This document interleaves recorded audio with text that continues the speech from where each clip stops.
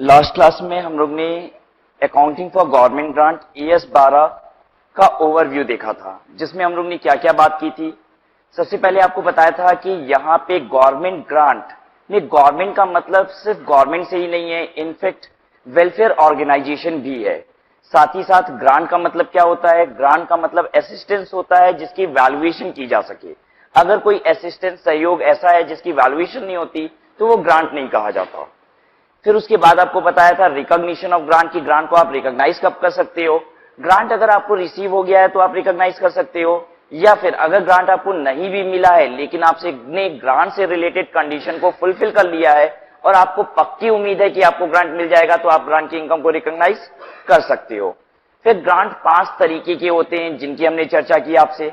Grant as income, grant for expense, grant for fixed asset, grant for non-depreciable asset and promoters contribution grant. Grant is income, grant for expense और तीसरा grant for depreciable asset। इन तीनों के लिए जो grant होते हैं वो सभी ग्रांट आप अपने PL में ट्रांसफर करते हो, जबकि नॉन डेप्रिसिएबल एसेट और प्रमोटर्स कंट्रीब्यूशन ग्रांट को आप कैपिटलाइज कर देते हो, उसे कैपिटल रिजर्व में ले जाते हो। ठीक है, ये ओवरव्यू आपको लास्ट क्लास में इसलिए दिया गया था ताकि आप टेक्स्ट को, जब हम इसे ES को पढ़ें आपको, तो आप उसे समझ पाओ। हम जो ES 12 पढ़ने वाले हैं वो ओरिजिनल टेक्स्ट को पढ़ने वाले हैं, मतलब वो जिस तरीके से ES 12 बना है वो ओरिजिनल टेक्स्ट पढ़ रहे हैं। हालांकि आगे से हम जितने भी अकाउंटिंग स्टैंडर्ड आपको पढ़ाएंगे उसमें ओरिजिनल टेक्स्ट आपके सामने प्रेजेंट नहीं करते हैं, उसे अपने हिसाब से मॉडिफाई करते हैं, सिंप्लीफाई करते हैं और फिर आपके सामने प्रेजेंट करते हैं। लेकिन आज मेरा ऑब्जेक्ट अभी ये है कि एक ओरिजिनल अकाउंटिंग स्टैंडर्ड को कैसे पढ़ा जाता है ये भी आपको आना चाहिए। ठीक है, अकाउंटिंग स्टैंडर्ड की क्रिएशन कैसे होती है ये बात भी बहुत इंपॉर्टेंट है समझना, अगर आपको अकाउंटिंग स्टैंडर्ड के ओरिजिनल टेक्स्ट को समझना है। ठीक है, सबसे पहली बात तो अब हम ये समझने जा रहे हैं कि एक अकाउंटिंग स्टैंडर्ड डेवलप कैसे होता है। बिकॉज जब हम इस अकाउंटिंग स्टैंडर्ड को पढ़ेंगे तो हमें यही दिखाई देगा कि ये कैसे डेवलप हो रहा था, ये कैसे अकाउंटिंग स्टैंडर्ड बना और इस तरीके से आपके सामने प्रेजेंट हो गया। तो हम लोग एक बार बात करते हैं डेवलपमेंट कैसे होती है अकाउंटिंग स्टैंडर्ड की। मान लीजिए हम क्लाइंट और आप प्रोफेशनल। ठीक है, आप प्रोफेशनल हो जो हमें अकाउंटिंग सर्विसेज देते हो, आप अकाउंट प्रोफेशनल, और हम आपके क्लाइंट हैं, आप हमें अकाउंटिंग से रिलेटेड कंसल्टेंसी देने वाली हो। हम एक बिल्डर हैं, रियल एस्टेट बिल्डिंग बनाते हैं और जो भी हम प्रोजेक्ट को टेकअप करते हैं नियरली वो 3-4 साल लग जाते हैं कंप्लीट होने में। ठीक है, हमने एक प्रोजेक्ट को टेकअप किया हुआ है और हम आपसे कंसल्टेंसी चाहते हैं कि हम अपना प्रॉफिट एंड लॉस अकाउंट और बैलेंस शीट कैसे बनाएं। देखिए,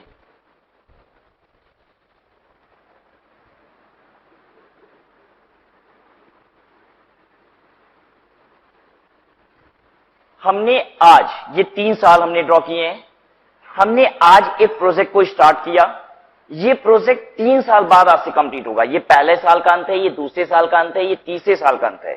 जो हमने प्रोजेक्ट टेकअप किया है, बिल्डिंग कंस्ट्रक्शन कॉन्ट्रैक्ट तो बहुत लंबे समय में कंप्लीट होते ही है, तो हमने जो कॉन्ट्रैक्ट टेकअप कर रखा है वो 3 साल में कंप्लीट होने वाला है।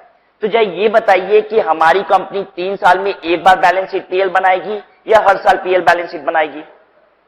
लेकिन मेरा तो एक ही धंधा है, एक ही कॉन्ट्रैक्ट लिए हैं, एक पर्टिकुलर बिल्डिंग बना रहे हैं और वही 3 साल में कंप्लीट होगा। तो जो नफा फायदा है सब इकट्ठे 3 साल बाद ही पता चलना है। 12 लाख रुपए में कॉन्ट्रैक्ट किए हैं, खर्चा तो तब पता चलेगा जब 3 साल पूरा हो जाएगा, वो कॉन्ट्रैक्ट पूरा हो जाएगा, और जो भी मुनाफा या घाटा है वो सब हमको कब पता चलेगा? 3 साल बाद। तो भी क्या PL हर साल बनाए या 3 साल बाद ही बना दे? हर साल बनता है। ये सबको मालूम है कि PL और बैलेंस शीट तो हर साल बनेगी, भले हमें मुनाफा एक्चुअल में कब पता चल रहा हो? 3 साल बाद। ठीक है, अब बताइए पहली बैलेंस शीट और PL कब बनानी है हमको? यहां पे। ठीक है, अब हमें समझ में नहीं आ रहा कि हम प्रॉफिट एंड लॉस अकाउंट बनाए तो बनाए कैसे, क्योंकि हमें तो 3 साल में जो रेवेन्यू आने वाली है वो पता है, कॉन्ट्रैक्ट 12 लाख में किए हैं, तो हमें मालूम है कि 3 साल में रेवेन्यू मेरे पास 12 लाख आएगी। लेकिन खर्चे अगर हमें पता हो 3 साल के तब तो हम बताएंगे प्रॉफिट कितना। ठीक है, तो खर्चे तो पता नहीं है, पता नहीं क्या इन्फ्लेशन होगा, कैसे कैसे रेट आएंगे मटेरियल के, कितना लगेगा, तो हमें पता नहीं है। तो हमने क्या किया, आप लोगों से कंसल्टेंसी लेना शुरू की, प्रोफेशनल से। हमने इनसे पूछा बताइए जरा सा कि हमारी प्रॉफिट कितनी होती है इन्होंने कहा बड़ी सिंपल सी बात है, आप हमको एक काम कीजिए, ये बताइए कि आपके कॉन्ट्रैक्ट का रेवेन्यू कितना है। ठीक है, तो हमने इनको तुरंत बता दिया, कहा कि हमको तो मालूम है 3 साल में कॉन्ट्रैक्ट में रेवेन्यू कितनी आने वाली है, 12 लाख रुपया। इन्होंने कहा कि अच्छा अब ये बताओ कि आप 3 साल में खर्चा कितना लगा दोगे। हमने कहा बता देते हैं आपको, एक्सपेंस जो हम 3 साल में करने वाले हैं वो करीब 9 लाख रुपए करने वाले हैं। इन्होंने कहा कि ठीक है, फिर 3 लाख रुपए आपका प्रॉफिट होता है 3 सालों का, तो 3 लाख डिवाइडेड बाई 3 कर दीजिए, तो 1 लाख रुपए आपका करंट ईयर का प्रॉफिट है। बताइए किसी को इनकी बात से कोई आपत्ति है? नहीं, ठीक तो कह रही है। 12 लाख का खर्चा, 9 लाख रुपए के 12 लाख की रेवेन्यू, 9 लाख रुपए का खर्चा, तो 3 साल में 3 लाख का प्रॉफिट, तो 1 साल का 1 लाख रुपए का प्रॉफिट। लेकिन हमें तो ढेर सारे प्रोफेशनल को आजमाने की आदत है, तो हमने सोचा चलो दूसरे से समझते हैं कि क्या होता है। हम दूसरे प्रोफेशनल के पास चले गए, हमने पूछा बताइए मेरा पहले साल का प्रॉफिट कितना होगा। तो इन्होंने भी फिर वही बात पूछी हमसे कहा कि कॉन्ट्रैक्ट का रेवेन्यू बताइए आपका 3 साल का कितना है। हमने कहा 12 लाख रुपए। 1 साल तो बीत चुका है ना, तो इन्होंने कहा 1 साल का आप हमको एक्चुअल खर्चा बताओ, और बाकी के जो 2 साल बच गए हैं उसका एस्टिमेटेड खर्चा बता दो। एकदम ठीक बात कह रही हैं कि 1 साल तो हो गया है, तो 3 साल की एस्टिमेशन क्यों बता रहे हो आप? 1 साल का एक्चुअल बताओ और 2 साल का एस्टिमेटेड बता दो। तो हमने कहा ठीक है, पहले साल का एक्चुअल है 2 लाख रुपया, और आने वाले खर्चे हमको लगते हैं 6 लाख अभी और होंगे। तो इन्होंने कहा ठीक है, बड़ी अच्छी बात है, 12 लाख रुपए में से 8 लाख रुपए हटाइए, 4 लाख रुपए प्रॉफिट हो जाएगा। तो ये प्रॉफिट कितने सालों का निकला है? 3 सालों का। तो इनका कहना है कि अब 1 साल का प्रॉफिट जानना है, तो 4 लाख डिवाइडेड बाई 3 कितना हो जाएगा? 1.33 लाख कर लीजिए। ठीक है, अब हमें यह भी समझ में नहीं आ रही है बात कि ये क्या हो गया। एक से प्रोफेशनल से पूछते हैं, अकाउंटिंग कंसल्टेंट से, तो हमें बताता है 1 लाख, दूसरे से पूछते हैं 1.33, तो हम कहते हैं चलो अजमा लेते हैं, एक तीसरे से भी पूछते हैं कि बताओ मेरा प्रॉफिट कितना है। तो अब देखिए तीसरे का क्या कहना है। इनका कहना है कि रेवेन्यू 12 लाख रुपए आपके कै साल की है? हमने कहा 3 साल। इन्होंने कहा 1 साल की तब कितनी हो गई? हमने कहा डिवाइडेड बाई 3 कर लो भाई, 1 साल की रेवेन्यू कितनी हो गई? 4 लाख।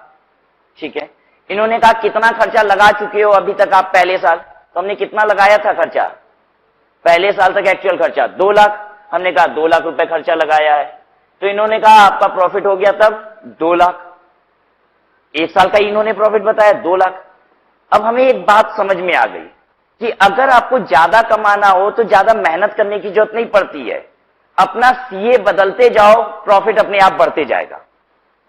यही तो हो रहा है, हम अपना सीए साहब बदलते जा रहे हैं, प्रॉफिट बढ़ते जा रहा है, यानी कमाने के लिए ज्यादा मेहनत करने की जरूरत नहीं है। ठीक कंक्लूड कर रहे हैं क्या? नहीं। पता है हो क्या रहा है, तीनों लोग अपनी अपनी अकाउंटिंग बता रहे हैं। ठीक है, और क्या किसी की भी अकाउंटिंग में कोई कमी दिखाई दे रही है? नहीं, सबके अपने सही सही अप्रोच है, सबका अपना अच्छा लॉजिक है, कहीं कोई दिक्कत वाली बात नहीं है, सभी की अकाउंटिंग बिल्कुल ठीक है।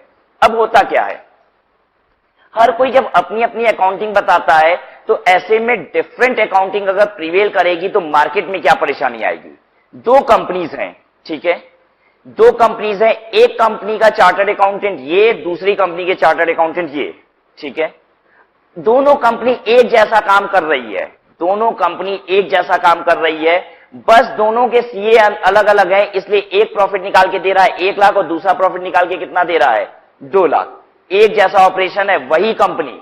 जरा सोचिए, एक की मार्केट प्राइस खूब बढ़ रही है, ठीक है, मार्केट वैल्यू खूब बढ़ रही है, इसकी प्रॉफिट इतनी अच्छी है, इन्वेस्टर इसमें पैसा लगा रहा है, शेयर होल्डर इसमें पैसा लगा रहे हैं, इसमें डिवेंचर होल्डर पैसा लगा रहे हैं, इनको फाइनेंस भी बढ़िया मिल रहा है। और वही कंपनी ये भी है, इसको ना तो फाइनेंस मिल रहा है कहीं से और ना ही इन्वेस्टर इसके कंपनी में इतना इंटरेस्ट ले रहे हैं। आपको नहीं लगता कि यहां पे कुछ प्रॉब्लम हो सकती है? बिल्कुल प्रॉब्लम होगी। अगर 2 कंपनी एक जैसी हैं तो मार्केट में दोनों की वैल्यू बराबर होनी चाहिए। लोग एक का प्रॉफिट 1 लाख और दूसरे का 2 लाख रुपए नहीं दिखना चाहिए। ठीक है, कितने भी अकाउंटेंट बदल जाएं, सबका अकाउंटिंग एक जैसा ही होना चाहिए। ठीक है, और इसीलिए अकाउंटिंग स्टैंडर्ड बनाए जाते हैं। स्टैंडर्ड का मतलब होता है एक जैसा हम कर देंगे, एक स्टैंडर्ड क्रिएट कर देंगे और हर कोई क्या करेगा? वही अकाउंटिंग करेगा। ठीक है, तो अब ये 3 अकाउंटिंग के विकल्प को लेके हम कहां पहुंचते हैं? हम institute of chartered accountant of India ICI को एक चिट्ठी लिखते हैं। हम कहते हैं देखिए, हमें एक अकाउंटिंग के रिस्पेक्ट में 3 विचार मेरे मन में आ रहे हैं। क्या होना चाहिए इसके लिए अकाउंटिंग। तो institute of chartered accountant of India क्या करती है, एक कमिटी बैठाती है और उस कमिटी में ये इशू को सामने रखती है और उस कमिटी से ये नहीं कहती 3 में से 1 बना के दिखा दो, उस कमिटी से कहती है और कितने विकल्प हो सकते हैं ये बना के दिखा दो। पता है हम भी अगर अभी चाहें तो इसके 50 विकल्प बना सकते हैं इसकी अकाउंटिंग के, और उस कमिटी से यही कहा जाता है इसके अब ढेर सारे विकल्प बनाओ जितने विकल्प पॉसिबल हैं। ठीक है, अब आईसीआई क्या करती है, ढेर सारे विकल्प बनाती है और विकल्प बनाने के बाद एक नोट इशू करती है जिसे बोला जाता है गाइडेंस नोट। आई होप आपने कभी कभी सुन भी रखा होगा, the guidance note issued by ICI.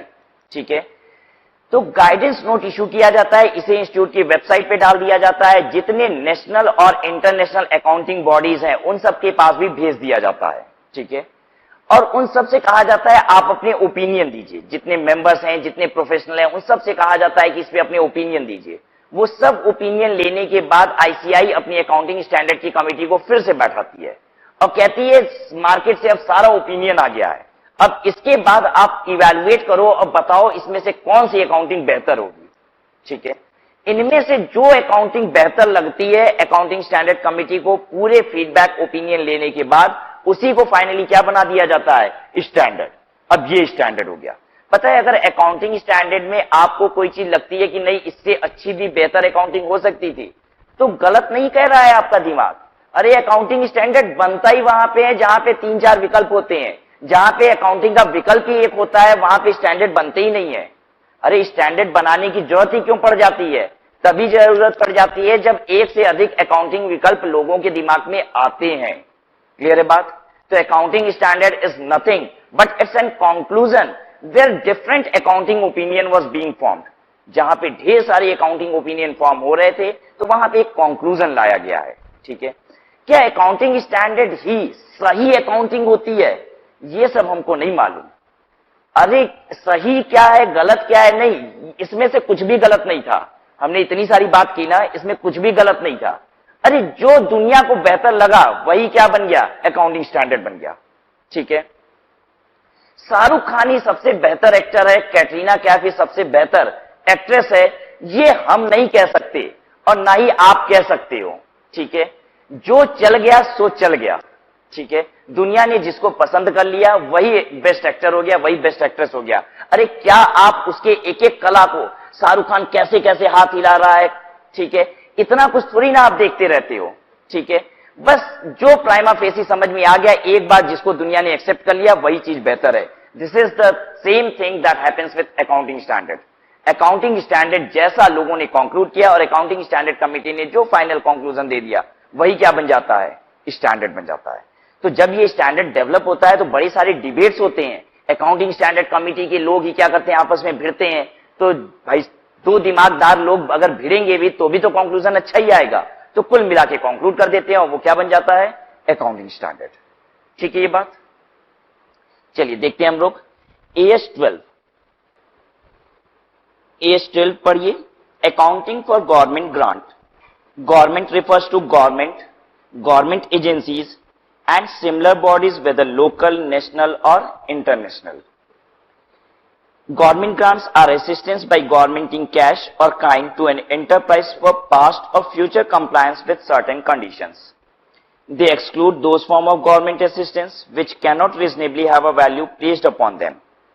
वो असिस्टेंस को ग्रांट नहीं कहा जाता जिसकी रीजनेबली एक वैल्यू प्लेस नहीं की जा सकती है। आई होप जब हम ये लाइनें पढ़ रहे हैं तो आपको आराम से समझ में आ रहा है, क्योंकि आपको ये सारी चीजें ओवरव्यू के फॉर्म में दी गई है। Which cannot have a reasonably value placed upon them का मतलब क्या है कि वो असिस्टेंस जिसकी आप कीमत नहीं लगा सकते हो वो कभी भी ग्रांट नहीं होती। जैसे कि अगर गवर्नमेंट ने ये कहा आपसे कि आपका 10 साल का हम इनकम टैक्स माफ कर देते हैं, ठीक है, तो बताइए क्या ये गवर्नमेंट ने सहयोग दिया है कि नहीं, असिस्टेंस है कि नहीं है। लेकिन क्या इसे ग्रांट कहा जाएगा, नहीं कहा जाएगा, क्योंकि आप 10 साल तक कितना इनकम टैक्स पे करते हैं ये आप बता ही नहीं सकते। हम आने वाले 10 सालों में कितना कमाएंगे ये पता हो तब तो हम बताएंगे कि उस पर कितना टैक्स बनता और गवर्नमेंट ने हमें कितने की छूट दे दी, कितना मेरा बचत हो गया। क्योंकि सिंस हमें इनकम नहीं पता तो हमको उसका टैक्स नहीं पता है तो हम उसकी वैल्यू नहीं लगा जा सकते। And transaction with government which cannot be distinguished from normal trading transaction of the enterprise. और गवर्नमेंट के वो ट्रांजैक्शन जो नॉर्मल ट्रेडिंग ट्रांजैक्शन है उसे भी आप ग्रांट नहीं कहोगे। गवर्नमेंट ने आपके प्रोडक्ट को खरीदा और आपको पैसा दिया तो ये नॉर्मल ट्रेडिंग ट्रांजैक्शन है, ये ग्रांट नहीं है। Capital approach versus income approach, यही तो मेन लड़ाई थी ग्रांट में। कुछ लोग कह रहे थे कि ग्रांट को कैपिटलाइज कर देना चाहिए और कुछ लोग कमिटी में क्या बोल रहे हैं, कह रहे हैं ग्रांट को रेवेन्यू इनकम मान लीजिए। ठीक है, यही लड़ाई हो रही है, capital approach versus income approach. अब देखिए, सिंस हमने तो क्या किया है, हमने तो आपको पूरी पिक्चर उल्टी दिखाई है। हमने तो क्लास में क्या किया, आपको पिक्चर का द एंड दिखा दिया। ठीक है, वो इसलिए क्योंकि लड़ाई के बाद जो कंक्लूजन होता है वो हमको नहीं पता होता, तो लड़ाई नहीं समझ में आती, क्यों सब भिड़ रहे हैं। ठीक है, हमने अल्टीमेट कंक्लूजन आपको क्या बताया कि ग्रांट कई तरीके के होते हैं, 5 तरीके के, जिनमें से कुछ को कंक्लूड क्या किया गया कि चलो ये रेवेन्यू ग्रांट है और कुछ को क्या कंक्लूड किया गया कि ये कैपिटल ग्रांट है। ठीक है, कुछ को कैपिटलाइज कर दिया गया और कुछ को फाइनली रेवेन्यू मान लिया गया। लेकिन स्टार्टिंग में तो अभी सब लड़ रहे हैं कि क्या माने, इसको रेवेन्यू माने कैपिटल माने, तो कैपिटल वाले अपना आर्गुमेंट दे रहे हैं, रेवेन्यू वाले अपना आर्गुमेंट दे रहे हैं, और बाद में सब मिलके क्या डिसाइड करेंगे, ना तुम्हारी ना हमारी, थोड़ा सा कैपिटल और थोड़ा सा रेवेन्यू। ठीक है, The two broad approaches may be followed for the accounting treatment of government grants. The capital approach, under which a grant is treated as part of shareholders fund. Capital approach वो approach है जिसमें grant को आप share holders fund का हिस्सा मान लेते हो। शेयर होल्डर्स फंड किसे कहते हैं, share holders fund is share capital plus reserve and surplus. Share capital plus reserve and surplus को शेयर होल्डर्स फंड बोलते हैं। तो जहां आप कैपिटलाइज करते हो तब आप कहां ले जाते हो, रिजर्व एंड सरप्लस में ही ले जाते हो। The income approach, under which a grant is taken to income over one or more period. Income approach वो है जहां पे ग्रांट को आप इनकम स्टेटमेंट में ले जाते हो, पीएल में ले जाते हो, एक पीरियड में या फिर एक से अधिक पीरियड में। कहां पे एक ही पीरियड में इनकम में ले जाते हो, एक ही बार में इनकम स्टेटमेंट में कब चला जाता है ग्रांट, कौन सा ग्रांट, ग्रांट एज इनकम। और मल्टीपल पीरियड्स में कौन सा जा रहा था, हाँ, ग्रांट फॉर फिक्स्ड एसेट। ठीक है, ग्रांट फॉर फिक्स्ड एसेट भी पीएल में जा रहा था मल्टीपल ईयर्स में, दो तरीके से, एक तो सीधे सीधे इनकम बन के एडिटिव अप्रोच, और दूसरा in the form of reduced depreciation, that was deductive approach. और जो ग्रांट आपको खर्चों के लिए भी मिलता है वो भी कैसे जाता है, over a period of time. हाँ, लेकिन वहां पे आप कह सकते हो एक बार में भी चला जाएगा अगर आपने सारा खर्चा एक बार में कर लिया। जिस साल आपको ग्रांट एज एक्सपेंस मिला पूरा खर्चा कर दिया तो पूरा पूरा एक बार में चला जाएगा। लेकिन हाँ, अगर ग्रांट एज एक्सपेंस हमने over a period of time खर्च किया तो वो इनकम भी कैसे बनेगा, over a period of time बनेगा। Supporter of the capital approach argue as follows. देखिए, जो लोग कैपिटल अप्रोच कहते हैं वो लोग किस तरीके से आर्ग्यू कर रहे हैं, कहते हैं many government grants are in the nature of promoter contribution. अब आप ये मान के चलो कि आपको द एंड नहीं पता है कहानी का। ठीक है, अब आप ये मान के चलो कि आपको नहीं पता कि क्या फाइनल कंक्लूजन हुआ है। अब देखिए कैपिटल अप्रोच वाले कैसे आर्ग्यू कर रहे हैं, कह रहे many government grants are in the nature of promoter contribution. ज्यादातर ग्रांट तो प्रमोटर कंट्रीब्यूशन जैसे होते हैं कि इंडस्ट्री लगाओ, गवर्नमेंट कहती है इतना पैसा हम लगा देंगे। That is they are given with reference to the total investment in an undertaking or by way of contribution toward its total capital outlay. कह रहा है कि वो तो ज्यादातर केसेस में टोटल इन्वेस्टमेंट के रेफरेंस में दिया जाता है या फिर टोटल कैपिटल जो लग रही है उसके रेफरेंस में दिया जा रहा है। And no repayment is ordinarily expected in case of such grant, और उसे वापस भी नहीं मांगा जाता है। This should therefore be credited directly to share holders fund, और इसलिए इसे क्या करना चाहिए, शेयर होल्डर्स फंड में डाल देना चाहिए। कह रहा है कि इसका इनकम से क्या वास्ता है, उसका कहना है कि सिंस ये प्रमोटर कंट्रीब्यूशन की तरह आ रहा है, जिस तरीके से शेयर कैपिटल पे पैसा आता है वैसे ही ग्रांट से भी पैसा आ रहा है कैपिटल इंडस्ट्री लगाने के लिए, तो जैसे आप शेयर होल्डर्स फंड को दिखाते हो वैसे ही ग्रांट को भी दिखा दो। ग्रांट क्या है, शेयर होल्डर से जैसे पैसा आ रहा है आपको इंडस्ट्री लगाने के लिए, वैसे ही गवर्नमेंट से भी पैसा आ रहा है। तो जिस तरीके से आप शेयर कैपिटल को दिखाते हो वहीं क्या दिखा दो, आप ये ग्रांट भी दिखा दो। यानी वो क्या कहना चाहता है कि इसको पीएल में मत ले जाओ। ठीक है, it is inappropriate to recognize government grant in the profit and loss account since they are not earned but represent an incentive provided by government without related cost। कहता है ये inappropriate होगा गवर्नमेंट ग्रांट को PL में recognise करना। क्यों, क्योंकि ये इंसेंटिव है गवर्नमेंट के द्वारा, इसको कोई अर्न थोड़ी ना किया गया है। जो चीज कमाया जाता है वो पीएल में ले जाया जाता है। ग्रांट कमा थोड़ी ना रहे हो, ग्रांट तो गवर्नमेंट की तरफ से एक इंसेंटिव मिला है, इसको सीधे सीधे कहां ले जाओ, कह रहा है कैपिटलाइज कर लो। कमा के लाते तब इनकम स्टेटमेंट में दिखाते, कमाया कहां है इसको, इसलिए आप इसको कहां ले जाओ, बैलेंस शीट में। अब देखिए जो लोग इनकम अप्रोच कहना चाहते हैं कि पीएल में ले जाना चाहिए, वो लोग क्या कह रहे हैं, arguments in support of the income approach are as follows. Government grant are rarely gratuitous. जो लोग इनकम अप्रोच वाले हैं वो लोग कह रहे हैं गवर्नमेंट ग्रांट आर रियरली ग्रेटिटुअस। ग्रेटिटुअस का मतलब होता है ग्रेटिटुअस का मतलब आउट ऑफ ग्रेटिट्यूड, बस ऐसे ही मन में आया तो दे दिया। तो कह रहा है ऐसा थोड़ी ना होता है गवर्नमेंट ग्रांट ग्रेटिटुअस है कि बस ऐसे ही गवर्नमेंट दे देती है, ऐसे ही नहीं देती है। The enterprise earns them through compliance with their condition and meeting the envisaged obligation. कह रहा है ऑब्लिगेशन फुलफिल करनी पड़ती है, कुछ कंडीशन को मीट आउट करना पड़ता है, तब जाके ग्रांट मिलता है, ऐसे ही थोड़ी ना मिल जाता है ग्रांट। तो this should therefore be taken to income and matched with the associated cost which the grant is intended to compensate। इसलिए इसे इनकम स्टेटमेंट में ले जाना चाहिए और इससे रेलेवेंट जो खर्चे हुए हैं ताकि वो उसको मैच कर सके। तो देखिए इसमें जो दूसरा पॉइंट था वो क्या कह रहा था कि कौन सा गवर्नमेंट ग्रांट अर्न किया जाता है, ठीक है। तो कैपिटल अप्रोच वाली पार्टी में जो लोग बैठे थे वो लोग क्या बोले कि ग्रांट अर्न थोड़ी ना करते हैं, कोई कमाया थोड़ी ना जाता है, तो इसको पीएल में क्यों ले जाएं, बैलेंस शीट में ले जाइए। तो इधर जो इनकम अप्रोच वाले पाली में बैठा था वो क्या कह रहा है, कह रहा है कि ग्रांट ऐसे ही फोकट में थोड़ी ना मिल जाता है, ऐसे ही गवर्नमेंट खुश होकर बांट थोड़ी ना रही है ग्रांट। ग्रांट के लिए भी कुछ कंडीशन कहती है कंप्लाई करने को, कुछ ऑब्लिगेशन मीट करनी पड़ती है, तब जाके ग्रांट मिलता है। तो इसलिए उसको अर्न ही किया जा रहा है और आप इसे कहां ले जाओ, पीएल में ले जाओ। ये उसका जवाब दिया। उधर के पाले से एक आदमी और क्या बोला था, पहला पॉइंट याद है आपको कि गवर्नमेंट ग्रांट प्रमोटर कंट्रीब्यूशन के नेचर का होता है।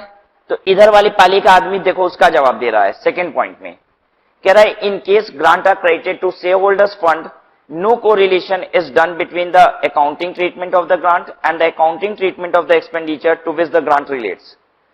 कहता है grant in case grants are credited to share holders fund, अगर ग्रांट को आपने शेयर होल्डर्स फंड में क्रेडिट कर दिया तो ऐसे में क्या होगा, no correlation is done between accounting treatment of grant and accounting treatment of the expenditure. अब तो ऐसे में अगर आपने कैपिटलाइज कर दिया तो बताइए ग्रांट्स को फुलफिल करने में, ग्रांट की कंडीशन को फुलफिल करने में जो खर्चा लगा है वो तो पीएल में है, और ग्रांट तो आप सीधे सीधे कहां में डलवा दिए हो, बैलेंस शीट में डलवा दिए हो, तो गलत हो जाएगा। तो कैपिटल अप्रोच वाले दो बातें कर रहे हैं। वो कह रहे हैं देखो ग्रांट प्रमोटर कंट्रीब्यूशन होता है, बैलेंस शीट में ले जाओ। फिर क्या कह रहे हैं, कह रहे हैं कि ये अर्न थोड़ी ना किया जाता है तो क्यों पीएल में ले जाएं। इनकम अप्रोच वाले कह रहे हैं अरे बिना ऐसे ही थोड़ी ना ग्रांट मिल जाता है, वो अर्न ही करना पड़ता है, कुछ कंडीशन कंप्लाई करनी पड़ती है तब मिलता है, इसलिए वो इनकम में जाना चाहिए। फिर दूसरी बात वो कहते हैं कि अगर आप शेयर होल्डर्स फंड मान लोगे तो बताओ बैलेंस शीट में आपकी रेवेन्यू चली जाएगी और ग्रांट को पाने के लिए कुछ खर्चा तो करना ही पड़ता है, उससे रिलेटेड ऑब्लिगेशन तो होती ही है, और खर्चा कहां दिखाई देगा, पीएल में दिखाई देगा। तो बताइए ये गलत हो जाएगा कि नहीं, ये इनकम अप्रोच वाले कह रहे हैं। Government grant should be recognised only if there is reasonable assurance that. तो आपको अब इसका इस लड़ाई का कंक्लूजन पता है कि नहीं, क्या कंक्लूड हुआ, कुछ ग्रांट को रिकॉग्नाइज किया गया एज रेवेन्यू और कुछ को as capital income. Government grants should be recognized only if there is reasonable assurance that the enterprise will comply with the condition attached to them and grant will be received.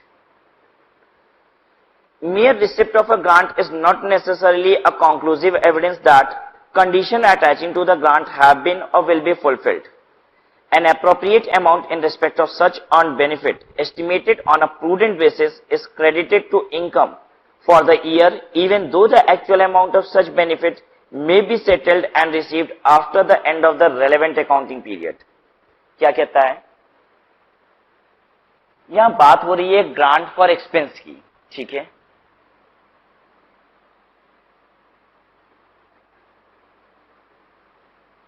हमने grant for expense में आपको क्या बताया कि सरकार आपको पैसा देती है इस बात के लिए कि आप कुछ खर्चे करो जो सरकार चाहती है, गवर्नमेंट जैसा खर्चा चाहती है वो खर्चे करो। गवर्नमेंट ने आपको पैसा दिया 10 लाख रुपए एम्प्लॉय की ट्रेनिंग कराने के लिए, ठीक है।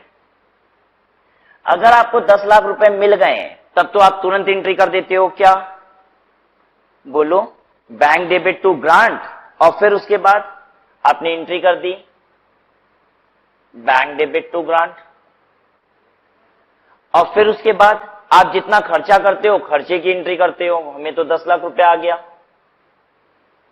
और हम उसमें से अब खर्चा करना शुरू करते हैं। खर्चे पहले दिन ही सारे हो जाएंगे ऐसा जरूरी नहीं है। मान लो आपने खर्चे किए 2 लाख रुपए, तो आपने एंट्री की expense debit to bank 2 lakh रुपया, और इस एक्सपेंस को आप कहां चार्ज करोगे? अब पीएल में, PL debit to expense 2 lakh रुपया। आप जैसे ही पीएल में 2 लाख रुपया का खर्चा चार्ज करोगे तो खर्चा तो आपकी अपनी जेब से तो हो नहीं रहा है, तो पीएल क्यों डेबिट हो? आपको तो सरकार ने पैसा दिया ही है। तो हम ये जो ग्रांट है हमारा 10 लाख रुपए का क्रेडिट, इसे क्या करते हैं? इसी को डेबिट करके पीएल क्रेडिट कर लेते हैं। तो हम ग्रांट डेबिट कर देंगे 2 लाख रुपए का टू पीएल 2 लाख रुपए। ठीक है, ये बात grant debit to PL 2 lakh रुपए। ठीक है, अब इससे आपने क्या किया? पीएल को क्रेडिट भी कर लिया, तो आपके पीएल अकाउंट पे इसका कोई असर नहीं आया है। अब यहां पे जो बात कह रहा है वो क्या कह रहा है कि अगर मान लीजिए आपने खर्चा कर दिया, सरकार ने तो हमसे क्या कहा कि एम्प्लॉय को ट्रेनिंग दिलाना, 10 लाख रुपए हम आपको देने वाले हैं, और गवर्नमेंट ने अभी 10 लाख रुपए दिया नहीं हमको गवर्नमेंट ने अभी पैसा ही कितना दिया है? 5 लाख रुपया। ठीक है, लेकिन हमने पता है खर्चा कितना कर दिया है? हमने खर्चा पूरा 10 लाख रुपया कर दिया। ठीक है, हमें गवर्नमेंट ने अभी ग्रांट दिए हैं सिर्फ 5 लाख रुपया, लेकिन वादा कितने का किया है? 10 लाख रुपया। हमने उसमें से खर्चा कर दिया है 10 लाख रुपए पूरे, अभी मिला नहीं है लेकिन फिर भी खर्च कर दिया क्योंकि गवर्नमेंट ने कहा हम आपको दे देंगे। तो पीएल में हम चार्ज कितना कर दिए खर्चा? 10 लाख रुपए। अब जरा ये बताइए ग्रांट कितने से डेबिट करेंगे और पीएल में आएगा? हाँ बताइए, हम ग्रांट को डेबिट करेंगे 10 लाख रुपया टू पीएल 10 लाख रुपया, और पता है ग्रांट का 5 लाख रुपए, यहां तो ग्रांट क्रेडिट 5 ही लाख रुपए का है, अभी 5 ही लाख आया है, हम 5 लाख रुपए ग्रांट रिसीवेबल अब दिखा लेंगे। ठीक है, हम एंट्री करेंगे grant receivable debit, grant 5 lakh रुपए का आने वाला है टू ग्रांट। क्लियर है बात? यही कह रहा है आपसे, आपको हमने यही ना सिखाया था कि ग्रांट अगर आपको नहीं भी मिला है और आपने कंडीशन को कंप्लाई कर दी और आपको पक्का भरोसा है, there is reasonable certainty that grant would be receive, तो आप ग्रांट की इनकम को रिकॉग्नाइज कर सकते हो। तो हमने क्या किया? ग्रांट की इनकम को रिकॉग्नाइज कर लिया। ठीक है ये बात? तो अगर आपने खर्चे किए हैं 10 लाख रुपया, तो ऐसा नहीं है कि आप पीएल में 10 लाख रुपए का खर्चा चार्ज करोगे और इनकम सिर्फ 5 लाख रुपए ही दिखाओगे। इनकम भी हम पूरी 10 लाख रुपए दिखाएंगे और उसके लिए हम क्या करेंगे? अपनी रिसीवेबल दिखा देंगे ग्रांट की 5 लाख रुपए। ठीक है ये बात? इसके बाद देखिए grant related to specific fixed asset, बस प्लेन रीडिंग करते जा रहे हैं, आप बताते जाइए कि ये क्या बात कर रहा है। Government grant related to specific fixed assets should be presented in the balance sheet by showing the grant as deduction from gross value of asset concerned in arriving at their book value। बताइए किसकी बात कर रहा है? Deductive approach. ठीक है, लिख लीजिए वहीं पे deductive approach.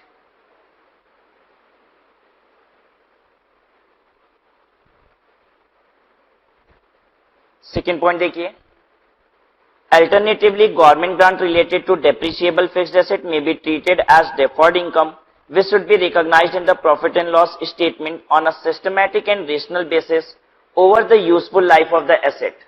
That is, such grants should be allocated to income over the period and in proportion in which depreciation on those assets is charged. किसकी बात कर रहा है? Additive approach। लिख लीजिए वहीं पे additive approach। तो सिंस हम लोग को तो सारी चीज पता है तो हम लोग जल्दी जल्दी बात को समझते जा रहे हैं। ठीक है, अब उसके बाद क्या कह रहा है? Where the grant related to specific fixed asset equals the whole or virtually the whole of the cost of the asset. अगर आपको ग्रांट एसेट की कॉस्ट के बराबर मिल जाए, 10 लाख की एसेट है और 10 लाख रुपए ही आपको ग्रांट भी मिल गया, the asset should be shown in the balance sheet at a nominal value. ये क्या चीज बोल रहा है? हमने आपको बताया था कि अगर एसेट की वैल्यू 0 हो जाती है तो आप उसे नॉमिनल वैल्यू पे रेस करते हो। कैसे रेस करते हो? एंट्री बताइए। हाँ, fixed asset account debit to capital reserve, ठीक है, वो यही बताना चाह रहा है यहां। तो आप एसेट अकाउंट डेबिट करते हो टू कैपिटल रिजर्व, और ये एंट्री कितने से कराते हैं हम आपको? 1 रुपए से ये एंट्री करा देते हैं। फिर उसके बाद चौथा पॉइंट देखिए क्या है, grant related to non depreciable asset. आपको at times grant non depreciable asset के रिस्पेक्ट में भी मिलती है। नॉन डेप्रिशिएबल एसेट में हमने क्या क्या बताया था आपको? Land, stock should be credited to capital reserve under this method. However, if grant related to a non-depreciable asset requires the fulfillment of certain obligation, the grant should be credited to income over the same period over which the cost of meeting such obligation is charged to income. The deferred income balance should be separately disclosed in the financial statement.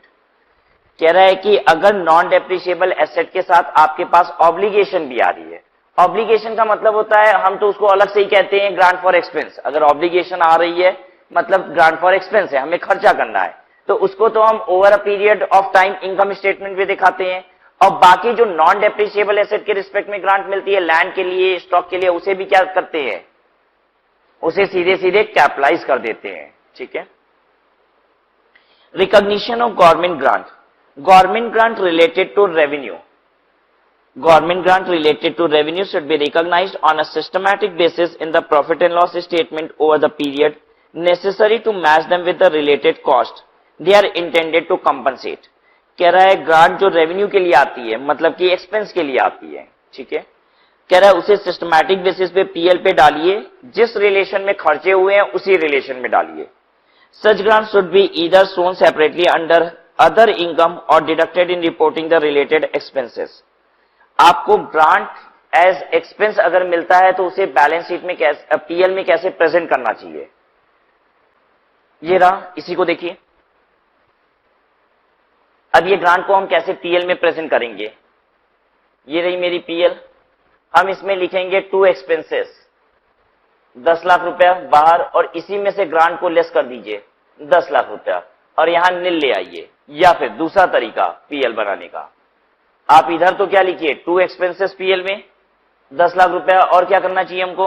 अब by side में लिखिए, इधर by grant 10 lakh रुपया, बात एक ही है, यही कह रहा है। तो ग्रांट एज एक्सपेंस अगर आपको मिलता है तो आप क्या करते हो उसके लिए? या तो हम एक्सपेंस में से उसे डिडक्ट करके दिखा लेते हैं, और या तो हम ग्रांट को इनकम साइड में दिखा लेते हैं और खर्चे को एक्सपेंसेस साइड में दिखा लेते हैं। Government grants of the nature of promoter contribution should be credited to capital reserve and treated as part of shareholders fund. Government grant in the form of non-monetary asset. अगर government grant आपको non-monetary assets के form में आती है, given at concessional rates should be accounted for on the basis of their acquisition cost. In case of a non-monetary asset is given free of cost, it should be recorded at nominal value. अगर आपको free of cost asset मिलती है तो उसे nominal value पे record कर दीजिए, यानी कि आप एंट्री कर दीजिए fixed asset account debit to capital reserve. Government grants that are receivable as compensation for expenses or losses incurred in a previous accounting period or for the purpose of giving immediate financial support to enterprise with no further related cost. जब बताइए ये कौन से grant की बात कर रहा है? फिर से पढ़ते हैं इसको, आप बताइए ग्रांट कौन सी बात कर रहा है? Government grant that are receivable as compensation for expenses or losses incurred in the previous accounting year or for the purpose of giving immediate financial support to the enterprise with no further related cost should be recognized and disclosed in the profit and loss statement of the period in which they are receivable as an extraordinary item if appropriate. किसकी बात कर रहा है? Grant as income की बात कर रहा है। कह रहा है जिसके साथ कोई फर्दर एसोसिएटेड कॉस्ट नहीं होता है, उस ग्रांट को आपको सीधे सीधे कैसे प्रेजेंट कर देना चाहिए? As an extraordinary item, ठीक है। चलिए आपको बताते हैं कि what is this extraordinary item.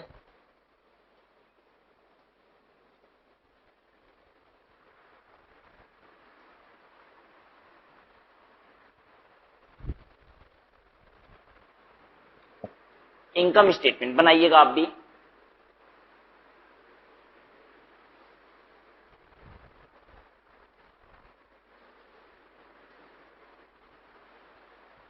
आप सेल्स में से ऑपरेशनल खर्चे हटा दोगे सारे, ऑपरेशनल एक्सपेंस, और लेस कर दोगे फाइनेंशियल एक्सपेंस।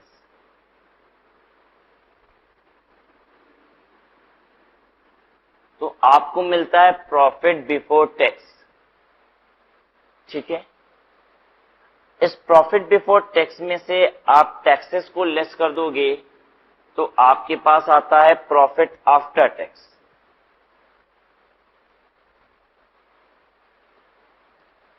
और इसके बाद इसमें से plus minus prior period item और plus minus extraordinary item.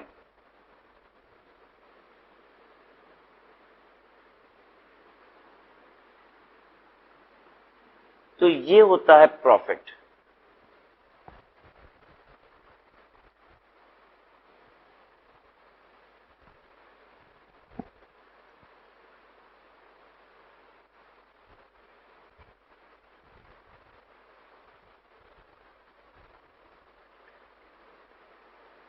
आपसे कह रहा है वो ग्रांट जिसके साथ कोई ऑब्लिगेशन अटैच नहीं होती, वो ग्रांट जिसके साथ कोई ऑब्लिगेशन अटैच नहीं होती है उसे कहा जाता है ग्रांट एज इनकम। और ग्रांट एज इनकम आपको क्यों मिलती है? आपने कोई काम ऐसा किया है जिसको सरकार ने सराहा है, आपके काम को उस गवर्नमेंट ने पसंद किया है और गवर्नमेंट इसके लिए आपको अवार्ड देना चाहती है, रिवॉर्ड देना चाहती है, ऐसे ग्रांट को कहा जाता है ग्रांट एज इनकम। अगर आपको कोई अवार्ड मिलता है तो उसके बाद कुछ करना होता है क्या? नहीं। पता है, अवार्ड पाने के पहले ही आपने जो करना था कर दिया, उसके लिए अवार्ड मिलता है। तो ग्रांट एज इनकम के लिए कभी कुछ करना नहीं पड़ता। ग्रांट एज इनकम तो आपको तब मिलता है जब आपने ऑलरेडी कुछ कर रखा है। ठीक है, तो उसके साथ कोई ऑब्लिगेशन नहीं आती है। अब उस ग्रांट एज इनकम को दिखाया कैसे जाता है? कह रहा है उसे दिखाया जाता है एज एक्स्ट्रा ऑर्डिनरी आइटम, यानी ग्रांट एज इनकम को यहां लिखा जाता है पीएल में। ठीक है, ये बता रहा है आपको। अब हम आपको एक बार पर्पस बताते हैं कि एक्स्ट्रा ऑर्डिनरी आइटम किसे कहते हैं और इसे क्यों अलग से यहां पे दिखाया हुआ है। देखिए, आप अपनी मेन रेवेन्यू के साथ आप उसे ऊपर नहीं दिखाते हो। एक्स्ट्रा ऑर्डिनरी आइटम का मतलब होता है वो आइटम्स जो नॉर्मली नहीं होते हैं। बताइए, क्या हर दिन आपको सरकार से अवार्ड और रिवार्ड मिलता रहता है? नहीं। देखिए, दोनों जो हम सेंटेंस बोल रहे हैं वो सेंटेंस और एक दूसरे सेंटेंस में बहुत अंतर है। हम कह रहे हैं वो आइटम जो नॉर्मली नहीं देखने को मिलता है। ठीक है, वो आइटम जो नॉर्मली नहीं होता है, वो आइटम जो नॉर्मली नहीं होता है और वो आइटम जो नॉर्मली कम होता है, इन दोनों बातों में अंतर होता है। ठीक है, जो आइटम नॉर्मली कम होते हैं, ठीक है, वो एक्स्ट्राऑर्डिनरी आइटम नहीं है। ठीक है, उन्हें नॉन ट्रेड आइटम्स कहा जाता है। जो आपके बिजनेस में रोज होते हैं वो आपका ट्रेड होता है। हर दिन हम माल बेचते हैं, वो मेरा ट्रेड होता है। हम माल स्क्रैप कभी कभी बेचते हैं, वो मेरा नॉन ट्रेड होता है। ठीक है, लेकिन जो नॉर्मली कभी नहीं होता है वो अगर हो जाए तो वो क्या कहलाता है? Extra ordinary item. फिर से तीन बात कहते हैं। एक होता है ऑर्डिनरी आइटम, ठीक है, दूसरा होता है नॉट ऑर्डिनरी आइटम और तीसरी चीज होती है एक्स्ट्रा ऑर्डिनरी आइटम। हम बहुत ज्यादा इन चीजों पे फोकस इसलिए नहीं कर रहे हैं क्योंकि आपके कोर्स में AS4, AS5 ये सब कुछ है और उसमें आपको ये सब कुछ पढ़ाया जाएगा। ठीक है, ये अकाउंटिंग स्टैंडर्ड आपको यही सब सिखाएगा कि ऑर्डिनरी आइटम्स की ट्रीटमेंट क्या होती है, एक्स्ट्रा ऑर्डिनरी की क्या होती है, ये सब कुछ। एक्स्ट्रा ऑर्डिनरी आइटम का मतलब है वो आइटम जो नॉर्मली नहीं होते हैं और इनको पीएल में ऐसे दिखाया जाता है ताकि अगर ये आइटम ना होते तो प्रॉफिट कितना होता और इनके होने से प्रॉफिट कितना हो गया, ये अलग अलग पता चले। तो पता है, अगर आप ग्रांट एज इनकम को न जोड़ोगे तो प्रॉफिट कितना है ये भी दिख रहा है और अगर इसको जोड़ दिया जाए तो प्रॉफिट कितना होगा ये भी दिखेगा। एक्स्ट्रा ऑर्डिनरी आइटम की अकाउंटिंग हमें ये बताती है कि जो भी एक्स्ट्रा ऑर्डिनरी आइटम होते हैं उन्हें इस तरह पीएल में प्रेजेंट करना चाहिए ताकि उनके होने और न होने दोनों पे प्रॉफिट पे क्या इंपैक्ट पड़ेगा ये बात अलग से पता चले। ठीक है, यहां पे हमारे पास जितने आइटम्स है, क्या इनकी वजह से प्रॉफिट पे अलग अलग असर पता चल रहा है? इस सेल में कई आइटम की रेवेन्यू है, लेकिन क्या हमें उन सब की रेवेन्यू का अलग अलग पीएल पे इंपैक्ट दिखाई दे रहा है? नहीं दिखाई दे रहा है, लेकिन इसकी वजह से हमें पीएल का इंपैक्ट दिखाई दे रहा है। ठीक है, तो ग्रांट एज इनकम को आप अपनी नॉर्मल इनकम में इंक्लूड नहीं करोगे, उसे अलग से एक्स्ट्राऑर्डिनरी आइटम की तरह प्रेजेंट किया जाता है।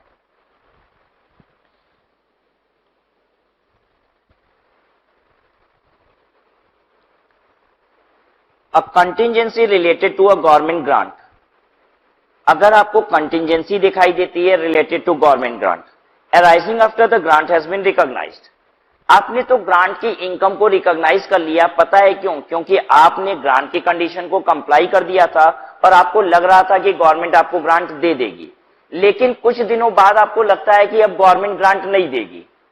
ठीक है, देखिए ध्यान दीजिए, आपने ग्रांट की कंडीशन को कंप्लाई कर लिया, तो आपको हमने क्या बताया है कि अगर आपने ग्रांट की कंडीशन को कंप्लाई कर लिया और आपको लगता है कि गवर्नमेंट ग्रांट दे देगी, तो ग्रांट को रिकॉग्नाइज कर लीजिए। ठीक है, तो आप एंट्री क्या कर देते हो, बैंक डेबिट टू ग्रांट की बजाय पैसा तो आया नहीं है, तो हम एंट्री कर देते हैं grant debit to grant receivable debit to grant. और अगर यही पैसा आ गया होता तो एंट्री क्या होती है, बैंक डेबिट टू ग्रांट।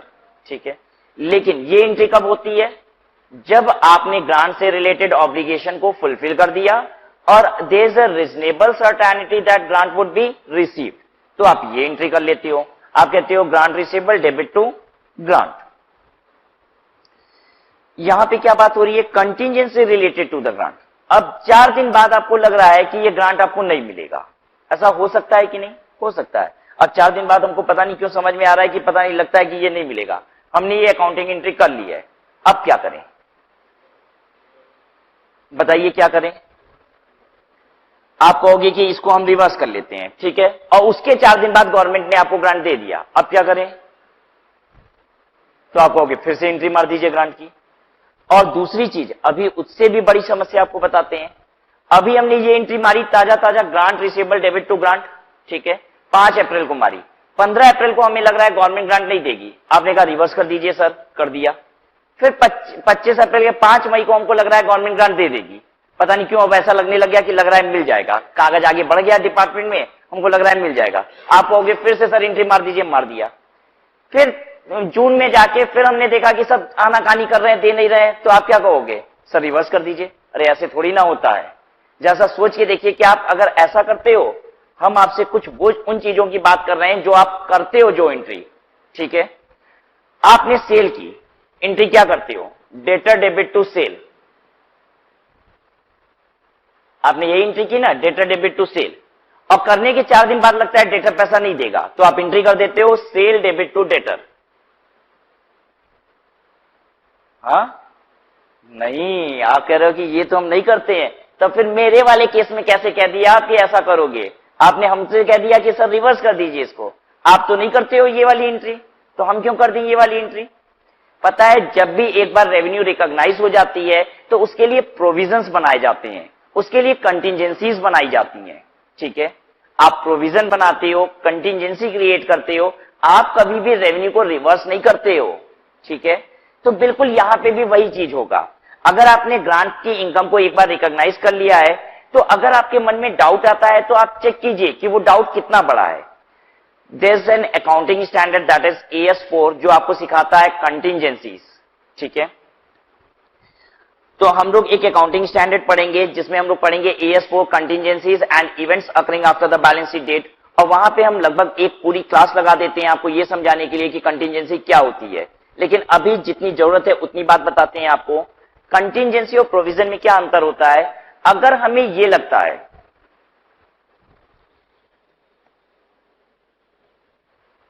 हमें एक सपना आता है, ठीक है, हमें एक सपना आता है और सपने से जैसे ही हम उठते हैं तो हम कहते हैं धत तरीकी, ऐसा तो हो ही नहीं सकता, तो पता है इसे क्या कहा जाता है, कंटिजेंसी।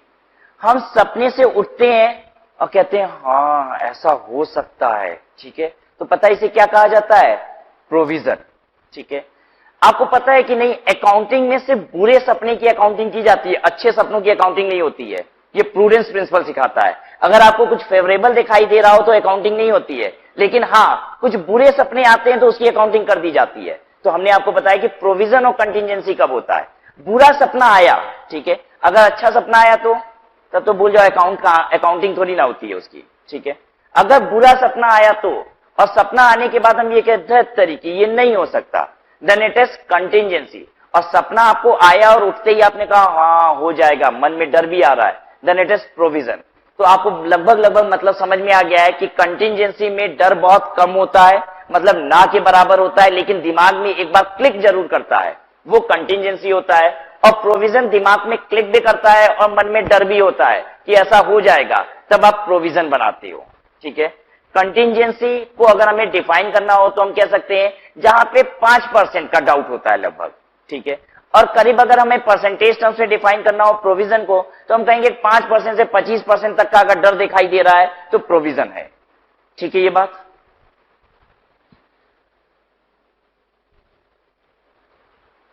तो आपसे ये कहता है कि इन केस आप एक गवर्नमेंट ग्रांट को एक बार रिकॉग्नाइज कर लेते हो, बाद में आपके मन में डर आता है, तो आप उससे रिलेटेड कंटिंजेंसी के बारे में सोचिए। कंटिंजेंसी को कहां लिखते हैं आप? नोट्स टू अकाउंट में। और प्रोविजन को अपने अकाउंट्स में डाल देते हैं। ठीक है, और कंटिंजेंसी को सिर्फ नोट्स टू अकाउंट में लिखते हैं। Contingency related to a government grant arising after the grant has been recognized should be treated in accordance with AS4। आप उसे अकाउंटिंग स्टैंडर्ड 4 के हिसाब से अकाउंट फॉल कीजिएगा। रिफंड ऑफ गवर्नमेंट ग्रांट, उसके बाद अगर गवर्नमेंट ग्रांट रिफंड हो जाता है, government grant that becomes refundable should be accounted for as an extraordinary item. देखिए, अगर गवर्नमेंट ग्रांट आप रिफंड भी करते हो तो उसे क्या कीजिएगा? एक्स्ट्राऑर्डिनरी आइटम की तरह दिखाइएगा। एक्स्ट्राऑर्डिनरी आइटम अगर इनकम होती है तो ऐड किया जाता है, इसके आगे प्लस माइनस दोनों ही लिखा है। अगर ये एक्स्ट्राऑर्डिनरी आइटम इनकम है तो ऐड करेंगे, और लेस कब करेंगे? जब ये खर्चा है। गवर्नमेंट ग्रांट जब मिला है तो हमने इसे ऐड कर रखा है, और जब ये मेरे लिए खर्चा बन जाएगा, रिफंड करना पड़ेगा, वापस करना पड़ेगा, तो हम इसको लेस कर देते हैं।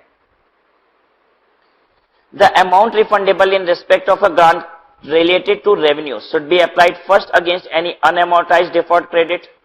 तो जब हम गवर्नमेंट ग्रांट रिफंड करते हैं तो पहले क्या डेबिट करते हैं? जितना ग्रांट बचा हुआ होता है, और जितना ग्रांट कम पड़ जाता है उतने से क्या डेबिट करते हैं? हम पीएल को डेबिट करते हैं।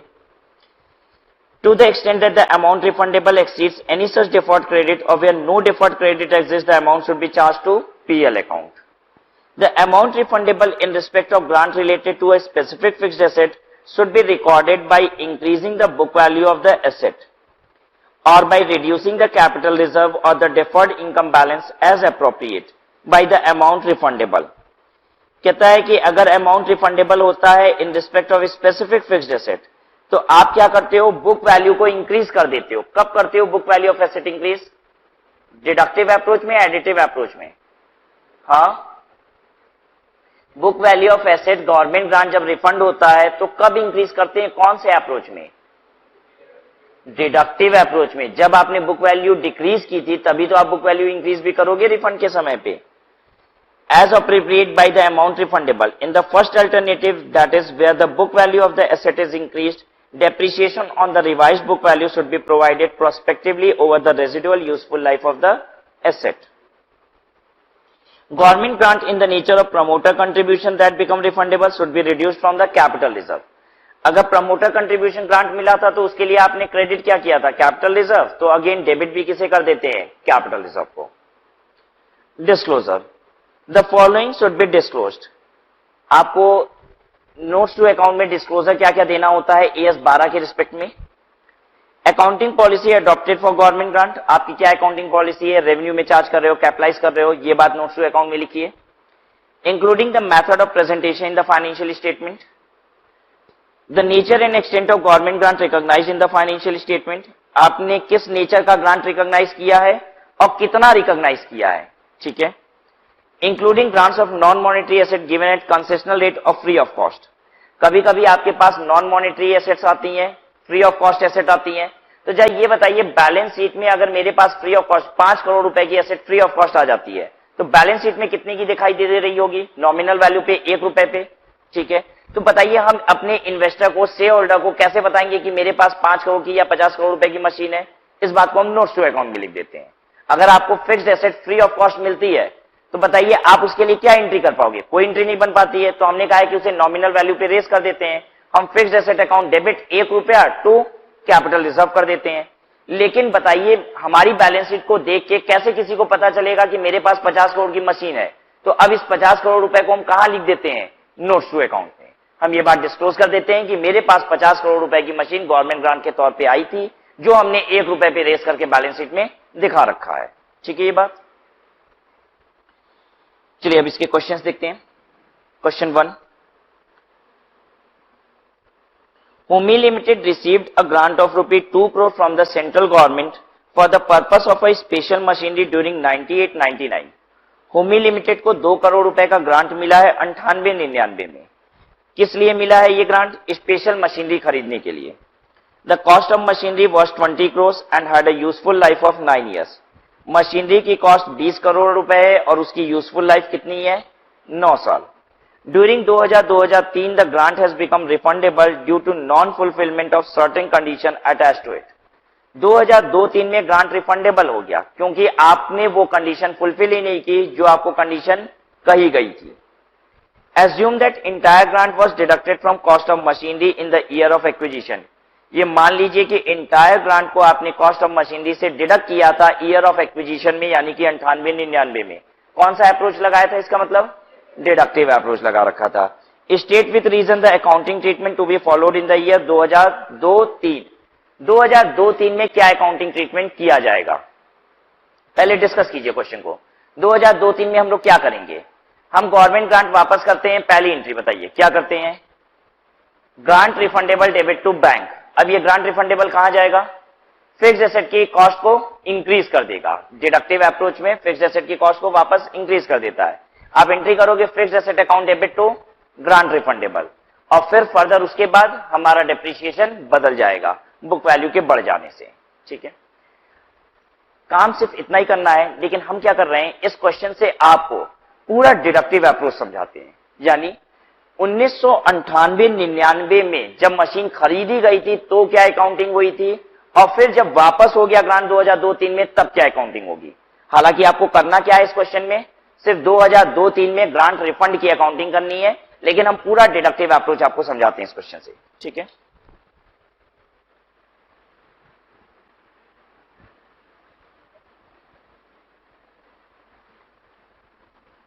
चलिए आप भी लिखते जाइए। इस क्वेश्चन का आंसर जितना होगा उसको हम बाद में एक ब्लॉक में कर देंगे ताकि आपको समझ में जाए कि आंसर इतना है, बाकी सारा आपका कॉन्सेप्ट है। आंसर 1,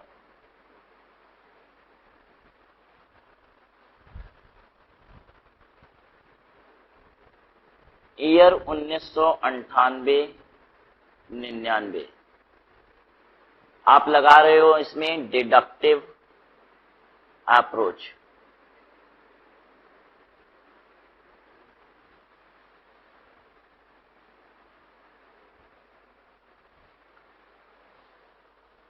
सबसे पहले आपको 2 करोड़ रुपए का ग्रांट मिला, एंट्री क्या होगी? Bank account debit to grant 2 crore. ये सब 98-99 में हुआ था। फिर आपने मशीन खरीदी,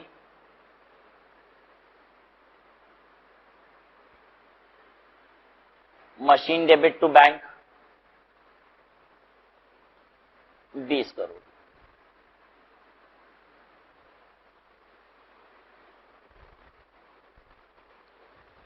आपने पूरे ग्रांट को क्या किया, एसेट में ले जाके क्रेडिट कर दिया, एसेट की कॉस्ट को क्रेडिट कर दिया।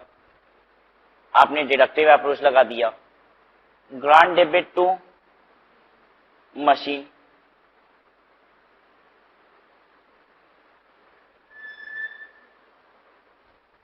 Grant debit to machine 2 crore रुपए।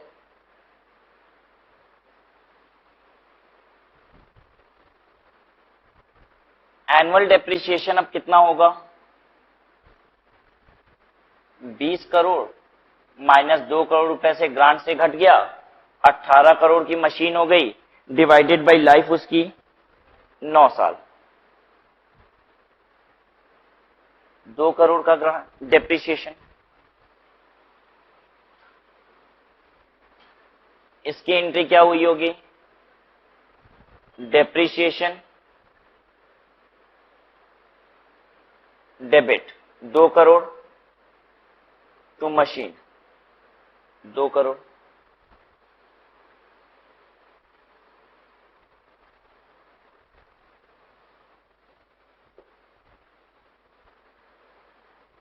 ठीक है, अब ये डेप्रिसिएशन कै बार और चार्ज हो चुका होगा? 2002-03 में ग्रांट के रिफंड होने से पहले 98-99 में, फिर 99-2000 आया होगा, फिर 2000-2001 आया होगा, फिर 2001-2 आया होगा। क्या साल हो गया? 4 साल। ठीक है, देखो डेप्रिसिएशन क्या बार चार्ज हुआ? डेप्रिसिएशन चार्ज हुआ एक बार 98-99, फिर 99-2000, फिर 2000-2001 और फिर 2001-2। और ग्रांट रिफंड कब हो रहा है? 2-3 में। 4 बार डेप्रिसिएशन चार्ज हुआ होगा। ठीक है, हर बार 2-2 करोड़ रुपए चार्ज हुआ डेप्रिसिएशन। तो पता है 4 सालों में कितना डेप्रिसिएशन चार्ज हो चुका था? 8 करोड़ रुपए।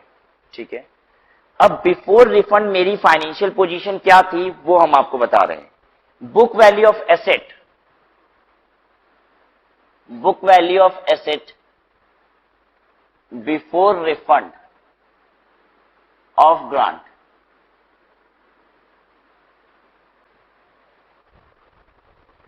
Book value of asset before refund of grant, ये कितना था?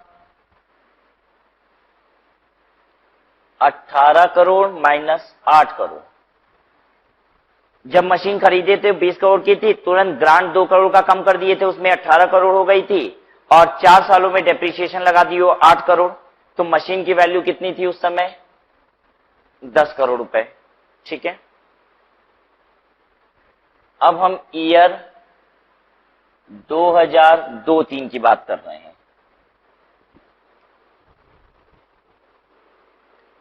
आपके क्वेश्चन का आंसर स्टार्ट यहां से होता है, आपके क्वेश्चन का आंसर स्टार्ट यहां से होता है। आपसे पूछा था रिफंड की अकाउंटिंग बताइए, हमने अभी तक जो आपको अकाउंटिंग बताई वो ग्रांट आने की अकाउंटिंग बताई। अब 2002-03 में वो रिफंड होगा। रिफंड की पहली एंट्री, ग्रांट रिफंडेबल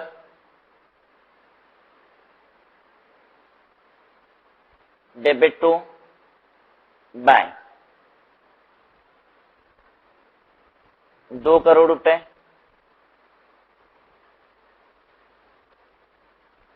और जब ग्रांट आपको मिलता है तो आप एसेट की वैल्यू को कम करते हो, तो वैसे ही जब वापस करना होता है तो एसेट की वैल्यू को बढ़ा दिया जाता है। एंट्री होती है asset debit to grant refundable, 2 crore. ठीक है, एनुअल डेप्रिसिएशन अब कितना हो जाएगा? एसेट की वैल्यू कितनी हो गई? 10 करोड़ था, 2 करोड़ और बढ़ गई, 12 करोड़। लाइफ कितनी बची है? एसेट की टोटल लाइफ थी 9 साल। ठीक है, जिसमें से 4 साल ऑलरेडी वो डेप्रिशिएट हो गई, तो बची कितनी? 5 साल डिवाइडेड बाई 5 ईयर। ठीक है, 9 साल एसेट की लाइफ थी, जिसमें से 4 साल वो ऑलरेडी डेप्रिशिएट हो चुकी है, तो बची लाइफ 5 साल। और एसेट की वैल्यू कितनी हो गई? 10 करोड़ रुपए एसेट की वैल्यू थी, 2 करोड़ से हमने बढ़ाया अभी 12 करोड़ डिवाइडेड बाई 5 साल, कितनी हो गई? 2.4 करोड़। ठीक है, तो अब तीसरी एंट्री जो डेप्रिसिएशन की होगी वो होगी depreciation debit to asset 2.4 crore.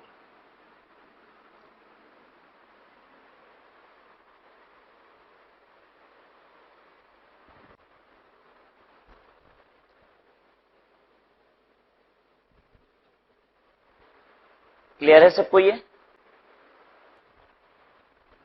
इसी क्वेश्चन से आपका कॉन्सेप्ट और क्लैरिफाई करते हैं। अगर इसी क्वेश्चन में इसने ग्रांट जब रिसीव किया था 98-99 में और एडिटिव अप्रोच लगाया होता, तो आज रिफंड की अकाउंटिंग कैसे होती? ठीक है, आपको इसी क्वेश्चन में एडिटिव अप्रोच कराते हैं। चलिए लिखिएगा, अपना आंसर सब कोई ठीक से मार्क कर लेना, घर जाके फिर कंफ्यूज नहीं होना कि मेरा आंसर कितना है। मेरा आपका आंसर सिर्फ ये है, ये रहा। ठीक है, बाकी जितना काम कर रहे हो सब बोनस कर रहे हो। एडिटिव अप्रोच,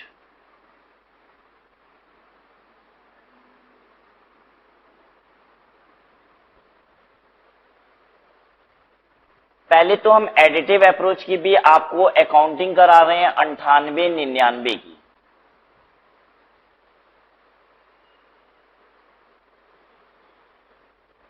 जब ग्रांट आया था तो एंट्री हुई होगी bank account debit 2 crore to grant 2 crore. दूसरा मशीन डेबिट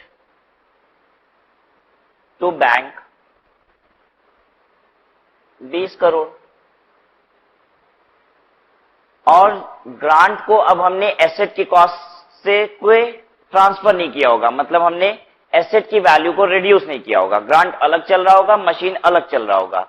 ये एंट्री करने के बाद मेरी बैलेंस शीट कैसी दिख रही होगी? इधर मशीन दिख रहा होगा 20 करोड़ रुपए और इधर ग्रांट दिख रहा होगा कितना? 2 करोड़ रुपए। ठीक है।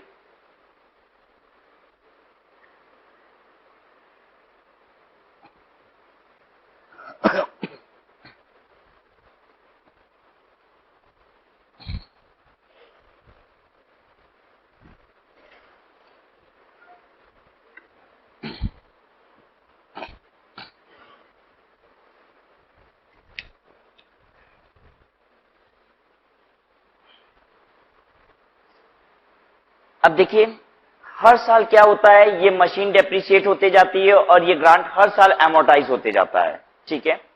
अगर एसएलएम मेथड ऑफ डेप्रिसिएशन लगता है तो ग्रांट भी हर साल क्या होता है? इक्वली एमोर्टाइज होता है। तो एनुअल डेप्रिसिएशन कितना? Annual depreciation is equal to 20 crore divided by 9 और annual amortization of grant is equal to 2 crore divided by 9। ये कितना आ रहा है एनुअल डेप्रिसिएशन?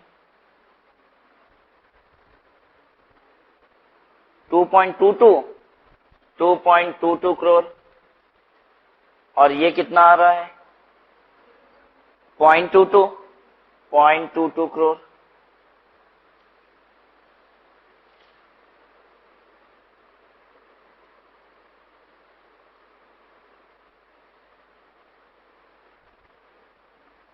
ठीक है।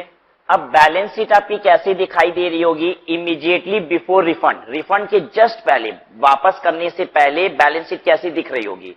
4 साल हो गए हैं कि नहीं? 4 साल बाद रिफंड कर रहे हैं हम लोग, तो हम लिख रहे हैं balance sheet just before refund, refund के पहले वाली बैलेंस शीट।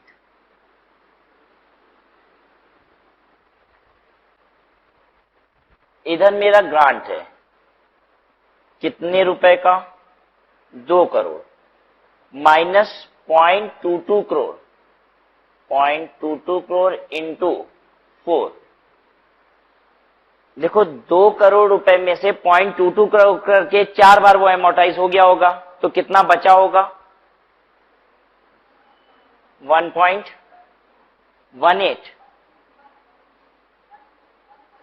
1.12 ये ग्रांट बचा होगा।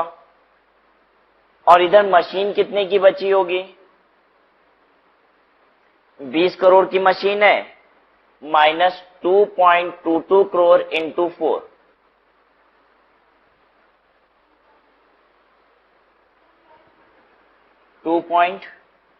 नहीं 2.224 इंटू 4 बार डेप्रिसिएशन लगा रहे हैं ये। ठीक है।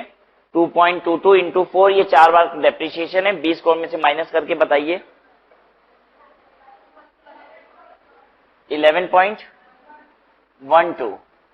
11.12 मशीन बची हुई है।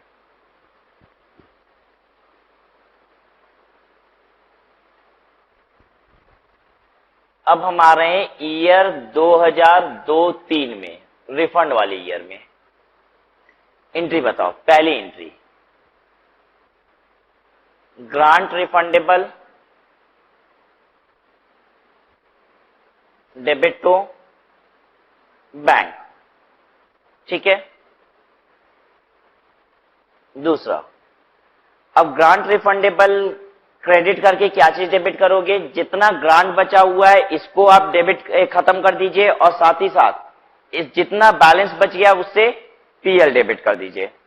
तो हम ग्रांट डेबिट किए 1.22 1.12 जितने का ग्रांट बचा हुआ है, बैलेंस पीएल डेबिट कर दिए।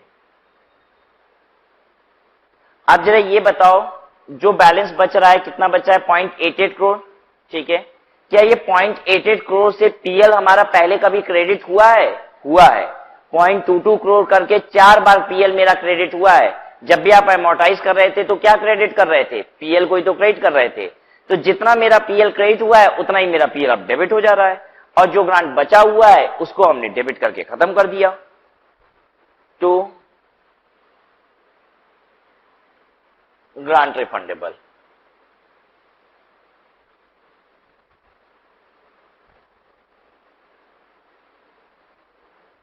₹2 करोड़ का ग्रांट रिफंडेबल।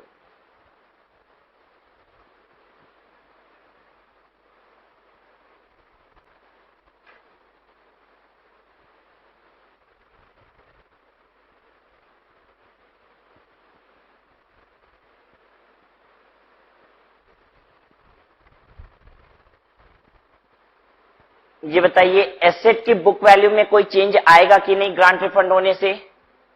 हाँ, नहीं आता है एडिटिव अप्रोच में। कहां पे चेंज आता है? डिडक्टिव अप्रोच में। क्या कोई डेप्रिसिएशन में परिवर्तन आएगा? नहीं। अभी भी डेप्रिसिएशन कितना चार्ज होगा? वही 2.22 जो पहले चार्ज हो रहा था वही होगा। और एग्जाम में आपको कंफ्यूज कैसे करता है, ध्यान दीजिएगा। एग्जाम में आपको कंफ्यूज इस तरीके से करेगा, वो आपको बात करेगा एडिटिव अप्रोच की, और क्या कहेगा? कहेगा compute revise book value of the asset. Book value revise होती ही नहीं है, आपसे कहेगा कंप्यूट रिवाइज डेप्रिसिएशन।